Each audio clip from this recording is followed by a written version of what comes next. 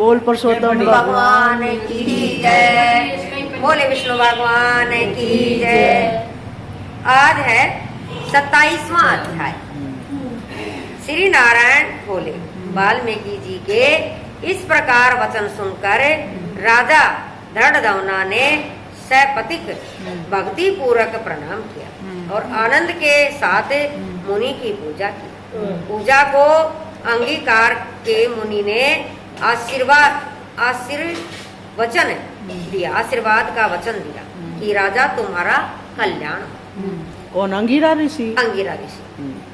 मैं पाप नाशनी सरयू की ओर प्रस्थान करता हूँ। मुनि श्रेष्ठ वाल्मीकि जी इतना कहकर चल दिए। राजा वाल्मीकि जी को सीमा तक पहुंचाकर घर लौटने पर पत्नी से बोले, हे सुंदरी, यह संसार असार है। गंधर्व नगर के समान राग दृश्य आदिक 6 शत्रुओं का इसमें निवास है। इससे मनुष्य क्या सुख पाता है? कृषि, विष्टा, बात, कफ, तुमर, मूत्र आदि सहित भस्म होने वाली इस देह में क्या रखा है? हमारे अंदर बहुत सारे विकार हैं, इस देह का क्या रखा है? मैं अप्राय वस्तु को पाने के लिए वन मगन करूंगा और वही पुरुषोत्तम का स्मरण करूंगा। पति के ऐसे वचन सुनकर पतिव्रता साध्वी गुणी सुंदरी विनय पूर्वक हाथ जोड़कर बोली, हे भूपति, आपके साथ मैं भी चलूंगी। पतिव्रता स्त्री का देवता तो पति होता है। पतिव्रता स्त्री का तो देवता पति होता है। प्रिया के ऐसे वचन सुनकर राजा अपने पुत्र को राज अधिकारी बनाकर पत्नी सहित वन को चल दिए। वे दोनों हिमालय के समीप गंगा तट पर जा पहुंचे। पुरुषोत्तम आरंभ होने पर वे दोनों काल स्नान आदि करते। हे नारद, पुरुषोत्तम भगवान का स्मरण करते हुए वे दोनों तपस्या करने लगे। पतिव्रता रानी राजा की सेवा में प्रस्तुत रहती। इसी प्रकार तपस्या करते हुए उन्होंने पुरुषोत्तम मास बिता दिया। संपूर्ण व्रत संपूर्ण होने पर छोटी बजती हुई घंटियों से सुशोभित एक विमान वहां उतर गया। उसमें पुष्पशील सुशील हरि के गण विराजमान थे। राजा रानी को दोनों गणों ने नमस्कार किया और फिर दोनों को आदर सहित विमान में बिठा लिया। इस तरह गोलोक को प्रस्थान किया, जहाँ पुरुषोत्तम भगवान के इस लोक में श्री हरि के समीप रहकर निर्भय होकर आनंद पूर्वक निवास करने लगे। श्री नारायण भगवान कहने लगे, हे नारद, मैं अपनी एक चिन्हा से पुरुषोत्तम की महिमा का बखान कर जिह्वा से पुरुषोत्तम की महिमा का बखान कैसे कर सकता हूँ? इस पृथ्वी पर इसके समान दूसरा कोई मास मिलता जैसा कि पुरुषोत्तम मास में व्रत रखने पर मिलता। भूले बिसरे में उपवास, स्नान, दान और जप करने से जिस प्रकार उस बानर के केवल 3 रात्रि के स्नान मात्र करने से कोटि कोटि पापों का नाश हो गया, उसी प्रकार कोटि जन्मों के पापों का नाश हो जाता है। यह सब मासों में पुरुषोत्तम मास श्रेष्ठ है। उसकी कृपा से दुष्ट बानर भी हरि के सान्निध्य को पा गया। नारद जी सान्निध्य को पा गए। सान्निध्य को पा गया, इसमें तो कोपा है भाई। नारद जी ने पूछा, वेदों में मानव जन्म को ही संपूर्ण अर्थों का साधन बताया गया, परंतु वह अज्ञानी बानर भी इस सेवा से कैसे मुक्ति पा गया? पहले जो पीछे अध्याय गए उसमें बानर का भी तो आया था, तो वो 3 दिन स्नान करा था बानर ने, तब उसकी जोड़ी बदली। हे तपोनिधे, सर्वजनों के हितार्थ वह कथा मुझे सुना दीजिए कि बानर के 3 रात्रि कहाँ स्नान किया। बानर ने 3 रात्रि स्नान कहाँ कहाँ पे किया। और वह बानर कौन था, कहाँ का निवासी था और उसे क्या फल मिला। मिला। श्री नारायण ने बताया कि हे नारद, केरल प्रदेश का वह एक अति लोभी ब्राह्मण था। पिता ने उसका नाम चित्रशर्मा रखा था। धन के लोभ में लिप्त रहने के कारण वह कभी भी अच्छा भोजन नहीं कर पाता था, न अच्छे वस्त्र पहनता था। उसकी मूढ़ता ने उसे कभी न हवन करने दिया, वह पितरों को तर्पित कर सका, न कभी पितरों को तर्पित कर सका। यश के निमित्त भी उसने कभी कुछ पुण्यादि नहीं किया, कभी पुण्य नहीं किया। स्त्री पुत्रादि का भी पालन उसने कभी नहीं किया। इस तरह वह केवल अन्यथा अत्याचार करके केवल धन संशय में लगा, धन कमाने में ही लगा रहता। धन बाद जोड़ने में उसने तिल पात्र तक दान नहीं दिया, कार्तिक में दीप दान नहीं तथा ब्राह्मणों को भोजन नहीं कराया, वह भी उसने नहीं किया। वैशाख में धान का दान और अन्य मासों में भी इस प्रकार कोई भी दान उसने नहीं किया।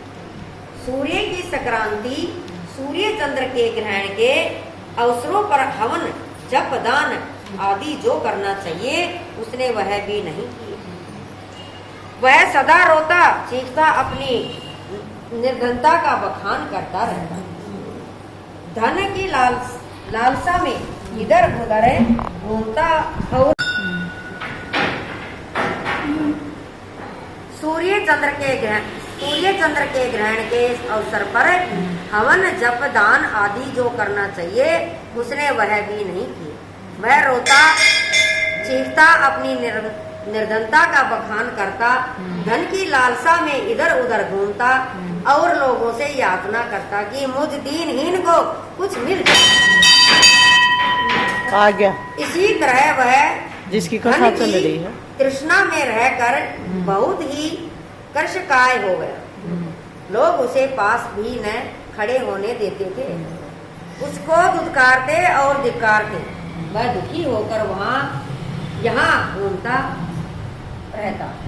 एक बगीचे के स्वामी माली को जब उसने रो रो कर अपना दुखड़ा सुनाया कि लोग उसका किस प्रकार निरादर करते हैं और वह नगर में नहीं जाएगा, माली इसकी दीनता भरी वाणी सुनकर दया से भर उठा। उसका वह मित्र बन गया। बंदर जो बना था ब्राह्मण और माली दोनों मित्र, और उसने बगीचे में रहने को कह दिया।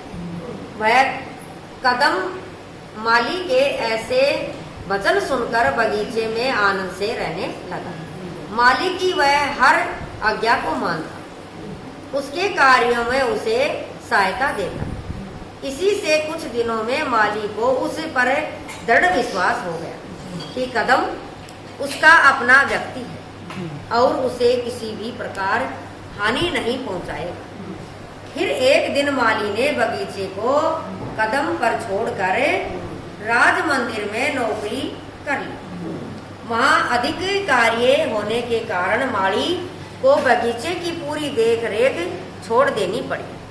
माली के उस बगीचे का कदम पूर्ण रूप से स्वामी बन गए। वह बगीचे के फलों को नित्य पेट भरकर खाता, बचे हुए बेच देता और प्राप्त होने वाले धन को निर्भय होकर अपने पास रख लेता। बगीचे का स्वामी जब भी उसे आकर बिक्री से प्राप्त होने वाले धन के विषय में पूछता तो वह असत्य बोलकर कहता, हे भैया, मैं तो नगर में भिक्षा मांग कर गुजारा करता हूँ।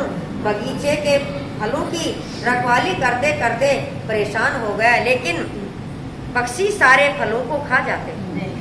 कदम की बात पर विश्वास करके वह माली लौट जाता।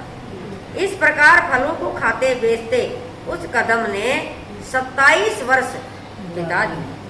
तब वह दुर्मति वृद्धापन में बूढ़ा हो गया, आकर अत्यंत जर्जर हो गया और अंत में एक दिन उसकी मृत्यु हो हो गई। गई। उसकी देह का संस्कार भी न हो सका। देवज्ञों का कहना है कि बिना भोग हुए पाप कभी भी क्षण नहीं होते, भोगे हुए कभी पाप क्षण होते ही नहीं। यमदूतों ने आकर उस पर गुदधरों का प्रहार किया तो वह रुदन कर अत्यंत कष्ट पाता हुआ यमलोक के मार्ग पर चलने लगा। यमदूत उसको सोटा मारते हुए ले जा रहे।